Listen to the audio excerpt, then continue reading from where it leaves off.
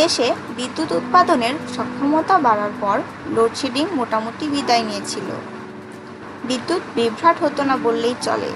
তবে সম্প্রতি সারা দেশে বিদ্যুৎ সরবরাহ দেশব্যাপী বড় মাত্রায় কমিয়ে দেওয়া হয়েছে, যার ভয়াবহ লোডশেডিংয়ের কবলে পড়েছে রাজধানীবাসী সহ সারা দেশ।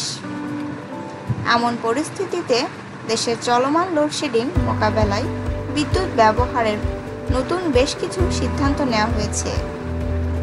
আজ বৃহস্পতিবার 7 জুলাই দুপুরে এ বিষয়ে জরুরি এক সভায় শেষে বিদ্যুতের প্রধানমন্ত্রীর বিদ্যুৎ, জ্বালানি ও খনিজ সম্পদ বিষয়ক উপদেষ্টা ডক্টর তৌফিক এলাহি চৌধুরী বলেন, প্রধানমন্ত্রীর কার্যালয়ে বিদ্যুৎ ও গ্যাস পরিস্থিতি পর্যালোচনা বিষয়ক এক সভা হয়েছে।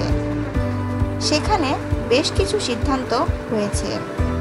তিনি বলেন, সবাইকে বিদ্যুৎ সাশ্রয়ী হতে হবে। বাজার, শপিং মল, মসজিদ, অফিস, আদালতে এসির তাপমাত্রা 25 ডিগ্রির নিচে রাখা যাবে না।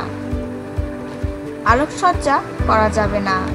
দোকানপাট ও শপিং মল তাড়াতাড়ি বন্ধ করতে হবে। এছাড়া বিদ্যুতের অপচয় রোধে বিয়ে শাদী সহ রাতে যেসব অনুষ্ঠান হয় সেগুলো সন্ধ্যা 7টার মধ্যে শেষ করতে হবে বলে জানান তিনি। তৌফিক এলাহি বলেন, বিয়ে শাদী সহ রাতে যেসব অনুষ্ঠান হয় সেগুলো সন্ধ্যা 7টার মধ্যে শেষ করতে হবে। এছাড়া অফিসের কর্মঘণ্টা কমিয়ে এনেও বিদ্যুৎ সাশ্রয় করা যেতে পারে। তিনি আরও বলেন, বিদ্যুৎ ও জ্বালানি সংকট শুধু বাংলাদেশে নয়, উন্নত দেশগুলোতেও রয়েছে। জাপানের আয় আমাদের চেয়ে 20% বেশি, সেখানেও লোডশেডিং হচ্ছে।